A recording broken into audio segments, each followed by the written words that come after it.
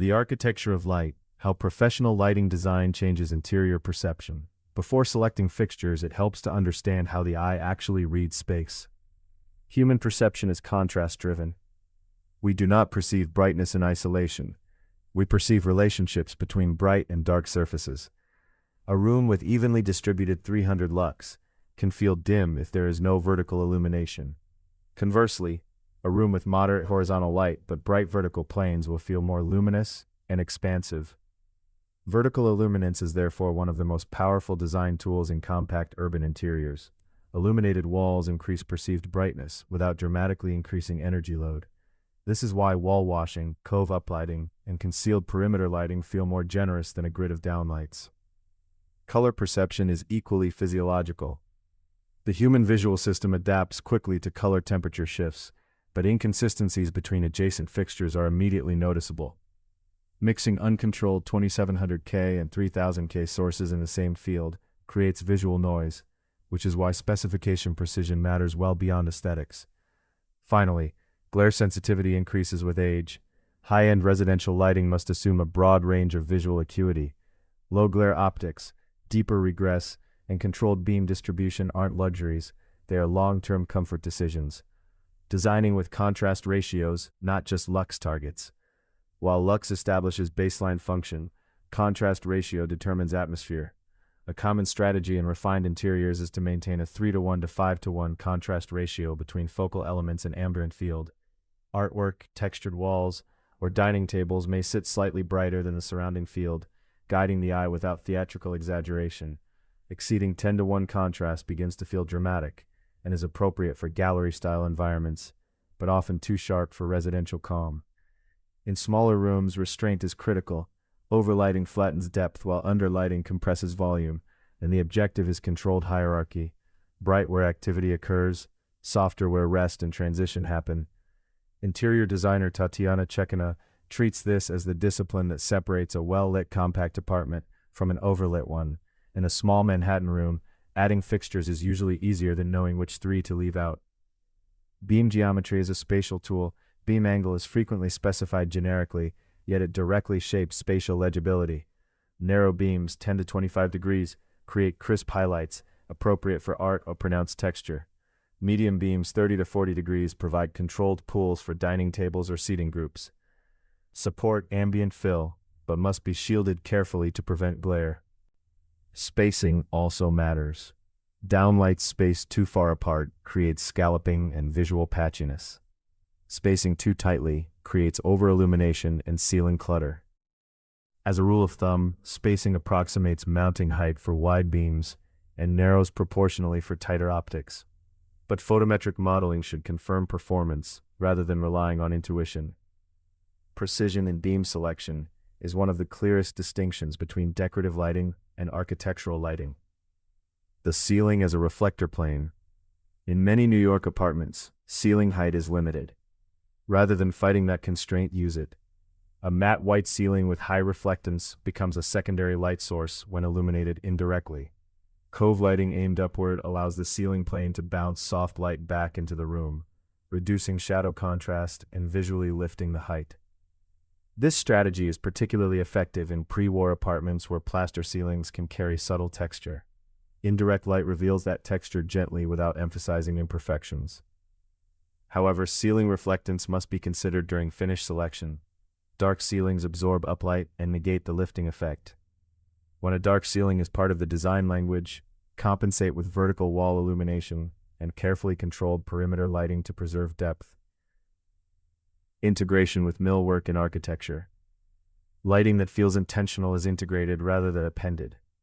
Linear LEDs should align precisely with millwork reveals. Recessed aperture should coordinate with ceiling grid logic. Cove dimensions must accommodate thermal management and driver access. Wardrobe interior lighting should be concealed behind vertical partitions or integrated into door frames to avoid visible diode glare. Coordination drawings are not optional at high levels of finish. Lighting locations should be locked before final millwork shop drawings are approved. HVAC diffusers must avoid casting unwanted shadows or disrupting beam patterns. Even sprinkler heads affect visual rhythm. When lighting is designed concurrently with architecture, it disappears into the composition while elevating it. What integrated lighting requires on paper. One practical point gets skipped in most discussions of architectural lighting, and it determines the schedule more than any fixture decision.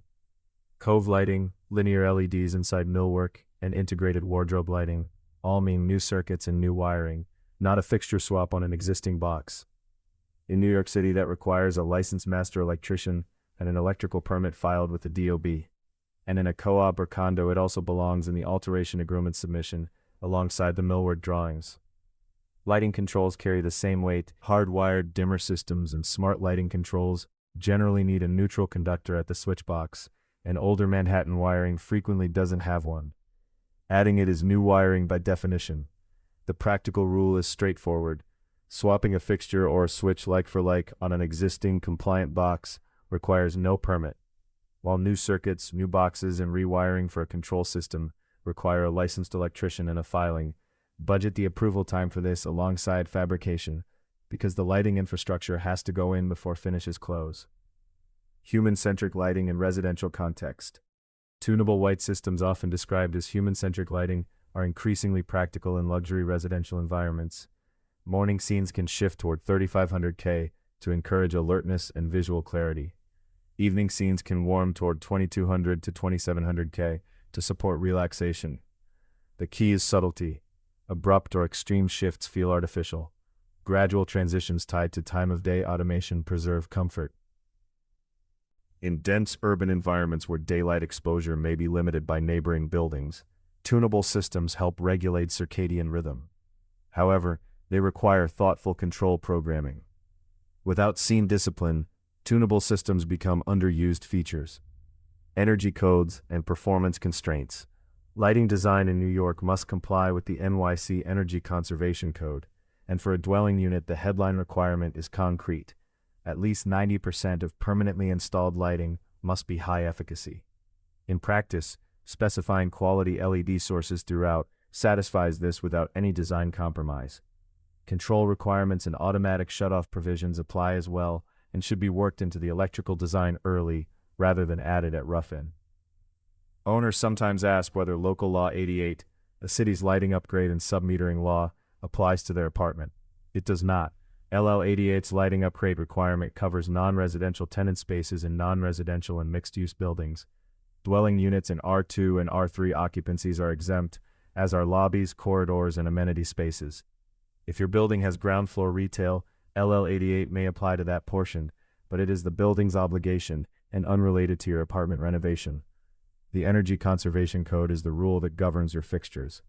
Meeting these requirements invisibly without compromising atmosphere is what separates a well-executed high-end project from one where compliance shows. Glare, the most common luxury failure. High-end finishes magnify glare problems. Polished marble, lacquered millwork, and large-format mirrors amplify poorly shielded light sources. Recessed fixtures should have deep baffles or blackened interiors to reduce high-angle brightness. Linear fixtures must use quality diffusers that eliminate pixelation. Pendant luminance should be evaluated from seated eye level, not standing. A room can meet every lux target and still feel uncomfortable if glare goes uncontrolled, which is why comfort is more often achieved by reducing peak luminance than by increasing total light. Mock-ups and field verification. Even with photometric modeling, field verification is essential. LED binning variations, finish reflectance differences, and real-world geometry can alter perception. Mocking up one representative area before full installation allows calibration of dimming curves, color temperature consistency, and beam direction. In premium projects, this step prevents costly retrofits and ensures that the lighting supports the material palette as intended. Light as narrative. Lighting defines how a space is experienced over time.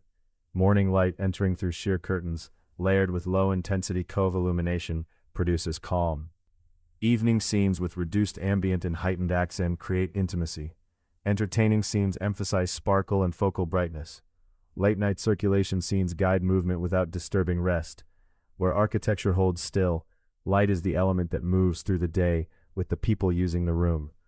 When lighting is treated as a core architectural material, specified with photometric discipline, integrated with millwork and systems, filed and permitted alongside the rest of the electrical scope, and programmed with intentional scenes, It elevates modest square footage into spatial richness. In dense urban markets where altering structure is costly and regulated, lighting remains the most agile design instrument available. What is professional lighting design? It's the strategic planning of light sources, intensity, color temperature, beam angles, and controls to shape how a space looks and feels, rather than simply making it bright enough to function. What color temperature is best for residential interiors? For most luxury apartments in New York City, 2700K to 3000K works best for ambient lighting. Task areas like kitchens may use 3000K to 3500K for clarity. What is CRI and why does it matter? CRI, Color Rendering Index, measures how accurately light shows colors. For high-end interiors, specify CRI 90+, ideally 95+, to properly reveal stone, fabrics, wood, and artwork.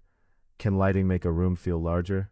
Yes. Uplighting, wall washing, and vertical illumination can visually increase ceiling height and perceived volume, especially important in Manhattan apartments with standard ceiling heights. Why do some spaces feel harsh or uncomfortable? Common reasons include glare, incorrect color temperature, poor CRI, or relying on a single overhead light source without layering.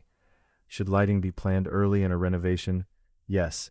Lighting must be coordinated with architecture, millwork, and electrical systems from the design phase to avoid costly changes later.